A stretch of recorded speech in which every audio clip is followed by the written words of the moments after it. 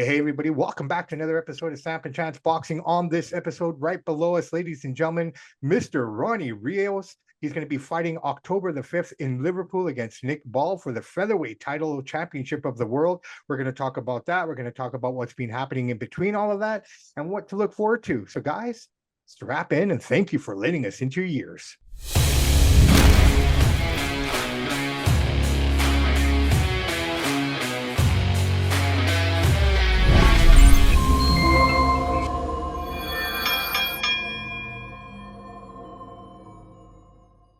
Hey, everybody, welcome back to another episode of Samp&Chance Boxing. I'm your host, Bobby Sampson, my man with the master plan, Mr. Chance Michaels, and right below us, right beside us, ladies and gentlemen, Mr. Ronny Rios. Ronny, welcome back to the show, brother. It's been about a year and a half, but we've been in touch with one another through that time. How are you, my friend?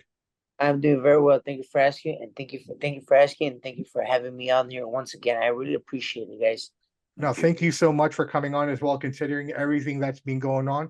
But before we do everything else, at that time when we had you on, your wife was expecting your daughter. She's here now. Tell us about that. How's that all going? How's the family? How's everything?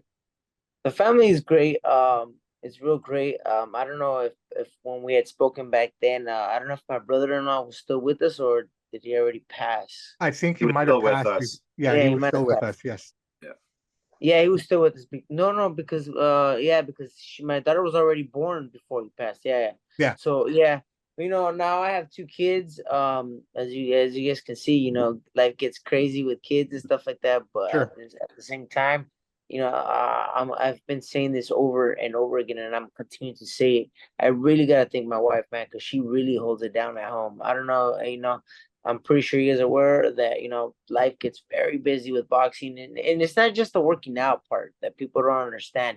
It's the recovery, it's the rest, it's we work out 2 to 3 times a day. Then you have to go. Obviously, I've been trying something new at this place called Contour Clinic. It's called like a oxygen chamber. I don't know if you guys ever heard of that. Hmm. So Yeah, you we got go that. in there, yeah, you go in there, they strap you down and they put you in there for 45 and it gives your brain 30% more oxygen.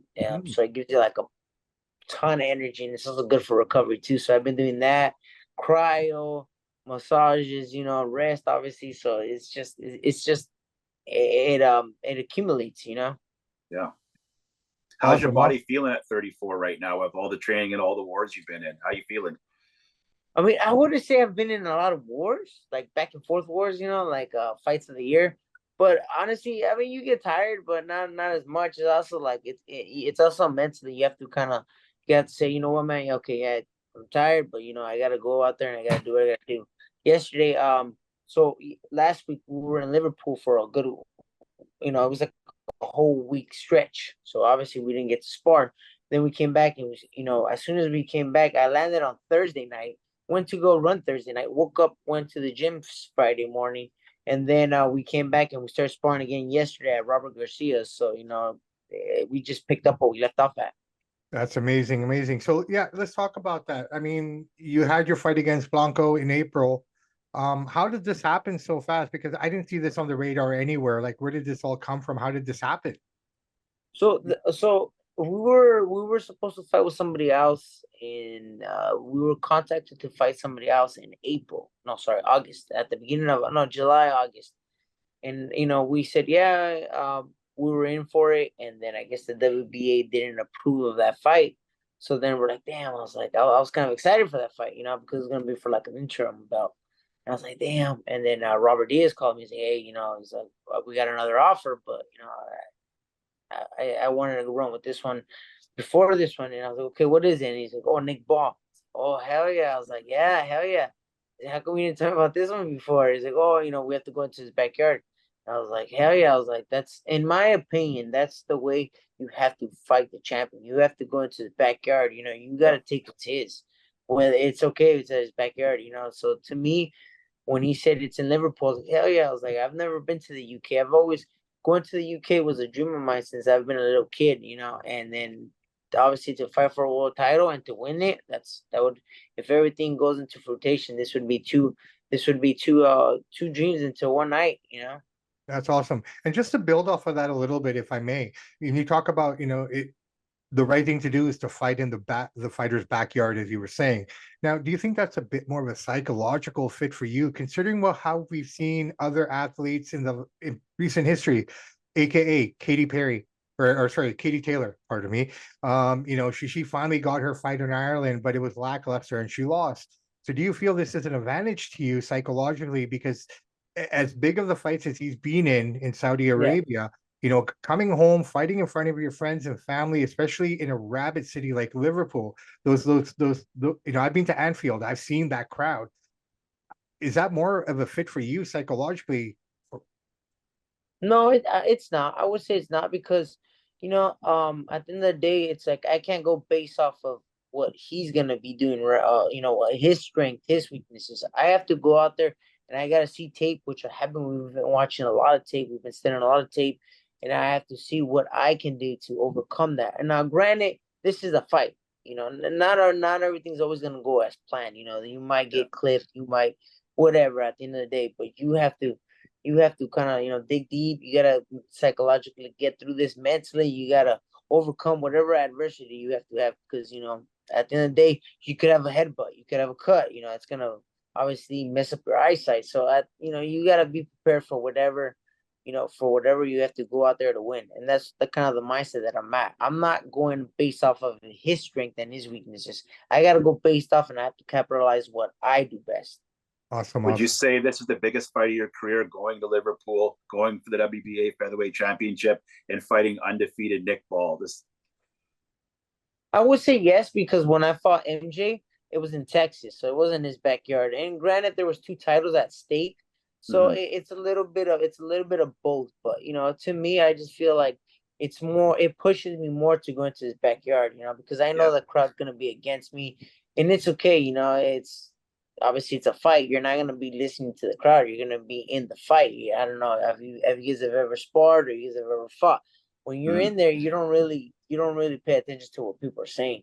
You can hear your corner, and you can hear familiar voices once in a while. Like if somebody says something dumb, you'll hear it, but it's not like you hear everybody, and it's not like you can just point somebody out.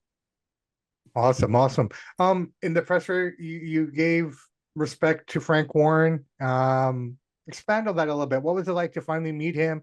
You mentioned that you really admired him from afar, from when you were a fan growing up because of Ricky Hatton and what have you. So Yeah. finally meeting Frank Warren, is he what he is on camera, or is he different off camera? Yeah, because when I first started boxing, I was a big Ricky Hand fan, and I remember always reading about Frank Warren. Yeah. So like it was just cool. Like, I've never had any heroes and stuff like that. It was just cool. So when I met him at first, I'll be honest with you guys, he was kind of like he didn't say hi, he didn't acknowledge me too much. So I was like, oh, you know what, it's okay, and obviously he's here to support his fighter. So I just threw it out there, just because I'm myself and I want to be honest, and I can just tell, like, I don't know, I felt like his demeanor changed a little bit, which I'm not trying to get into his good grace or anything.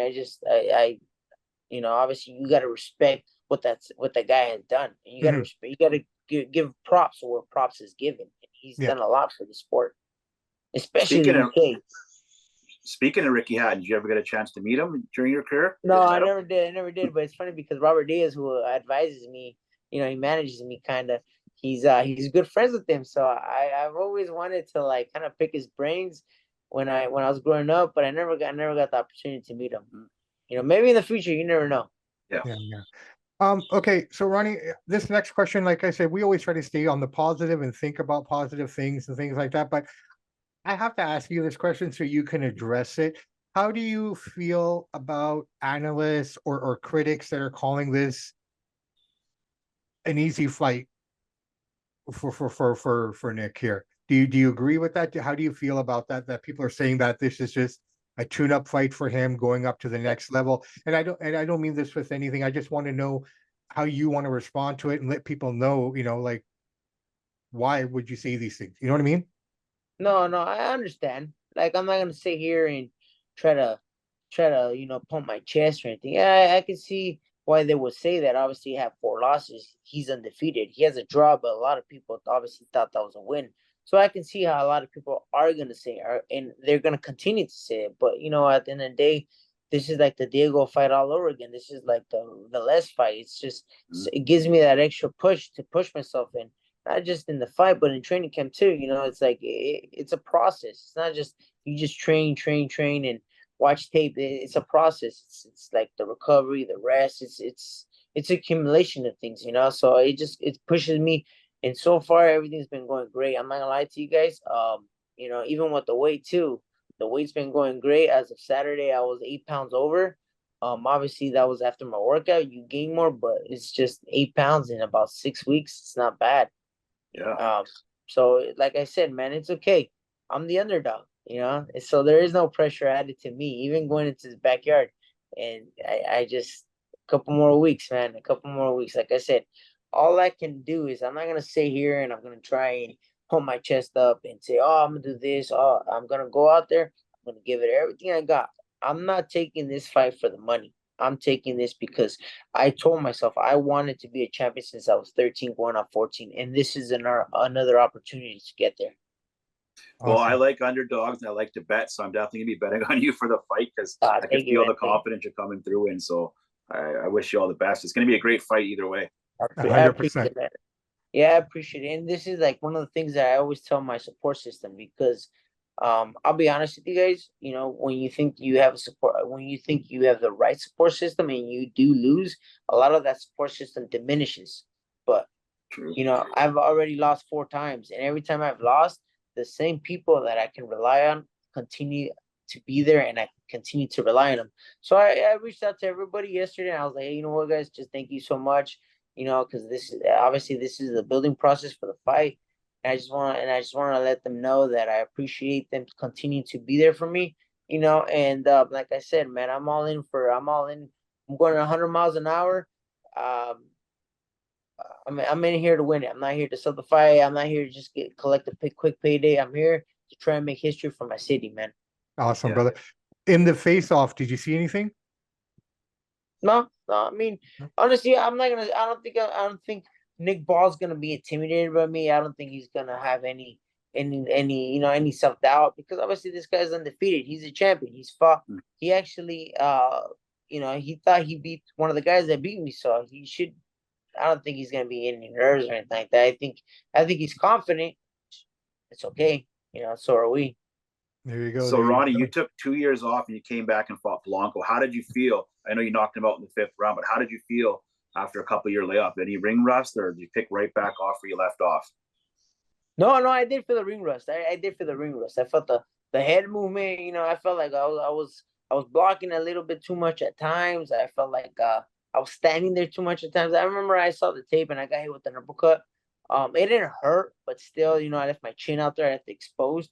So I just think it was just obviously 2 years catches up to you, and I have to catch up to you, but it's a lot of ring rust, and I feel like I shook it off. It was funny because right after the Blanco fight, I got to the gym like 5 days later, 4 days later, and I wanted to come back in July, but obviously negotiations and stuff like that, so I kind of pushed a little bit more, but it's all right, man, because at the end of the day, I would rather wait those additional 2 months, and be 100% than obviously just rush it just to get a quick fight. And this is a bigger fight too. I don't just want to come back in for these little fights. I want to try and push myself I'm not gonna say to the limit because I want to push it beyond that, and I want to try and do something that I've never done, which is win a world title. Yeah. Is training different for Nick Ball opposed to the other opponents that you have just because of his, like he doesn't sit in the corner, he's always coming forward, constant pressure? Does training change for him? You know what? I'm gonna be honest with you guys. So I'm pretty sure I told you this last time, but so I have a new training camp now. Yeah. And camps are a little different. And when I say a little different, it's more rounds. Right now, I just got out the gym, and right now we're averaging on the mitts about 150 to 125 round punches a round. So more sprints, more harder runs. So they're pushing me like in a different way.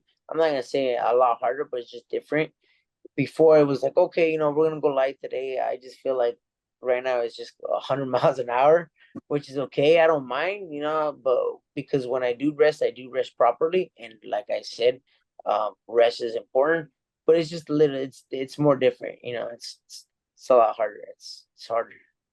Awesome. Actually, here's a really interesting question. So from the last time we talked to where we are today, boxing has changed dramatically. Are you happy with the changes? Are you happy with what his Excellency is bringing to the table? Is that motivating to you? As far as what though? Sorry. So from the last time that we talked to where boxing actually was to what it is today with the influx of the Saudis and everything. Yeah. Are you happy the direction that boxing is going in? Is it finally picking up? Like, how do you perceive boxing now opposed to a year and a half ago where, some could say it was hanging by a thread?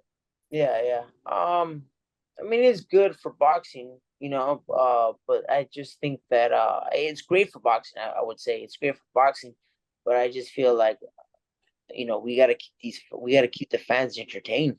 You know, Mm. um, the platform is being set up for us, and we just gotta continue to go out there and give people entertaining fights.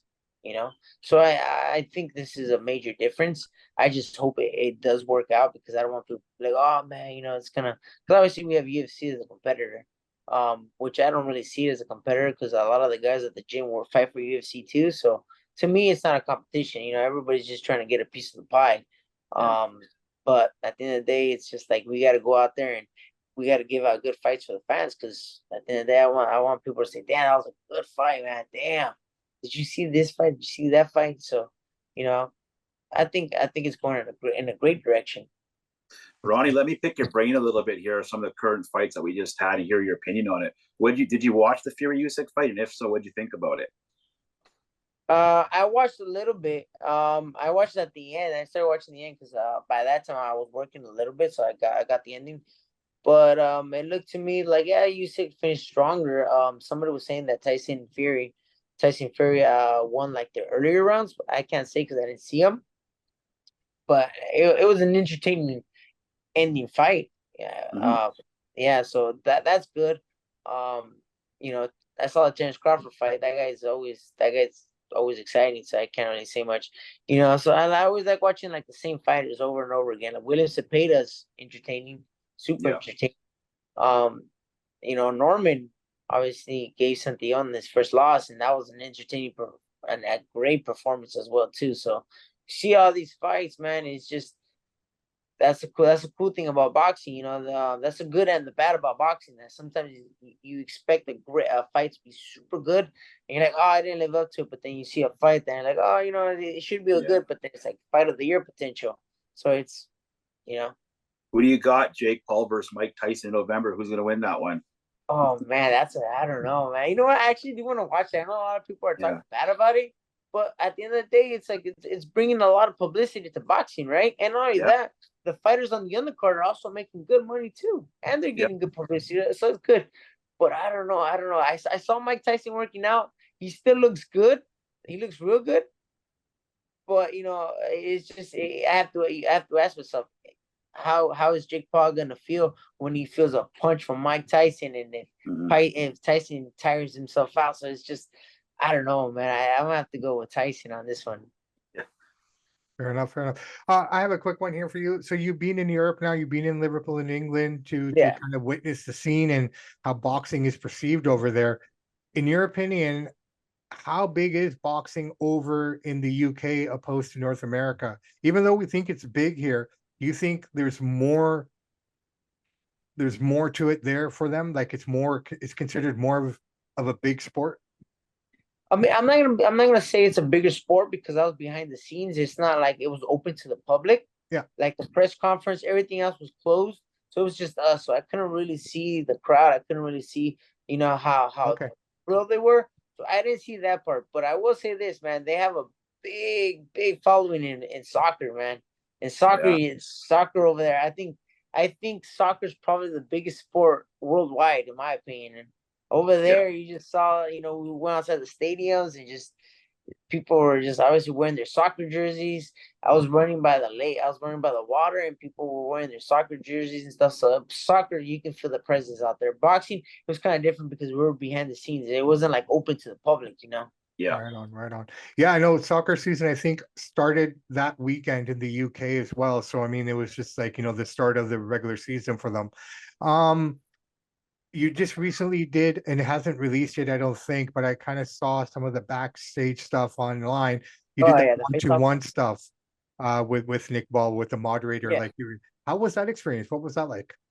that was my first time doing it. That was cool, man. I was like, oh, that's cool. Obviously he's a nice guy. He's respectful. He wasn't in my face. He wasn't talking. But like I said, man, I told him on the thing, you guys will see it. I was like, I have respect for the guy for what he's done. Yeah. He's a world champion. He's not gonna be a pushover. He's not a world champion for no reason.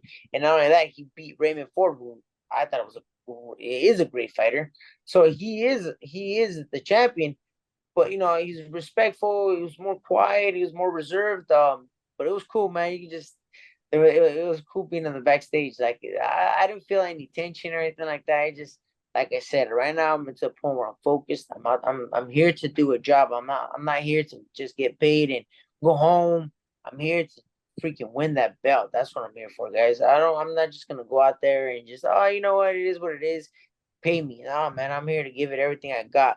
This has been a goal of mine for 21 years, and I feel like I still want to reach it. Like I still could reach it.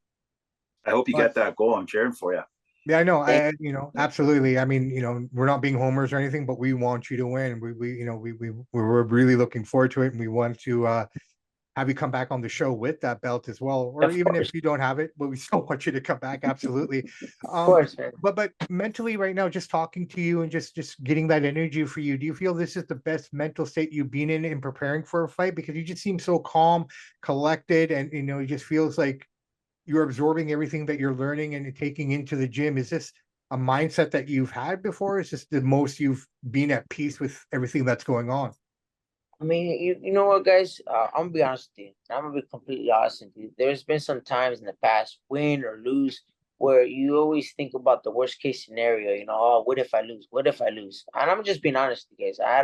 I don't know how many fighters go through it, but I know I went through it a couple of times. And you start to get a little nervous. Oh, what if I lose? Well, you know what, guys? I have lost 4 times.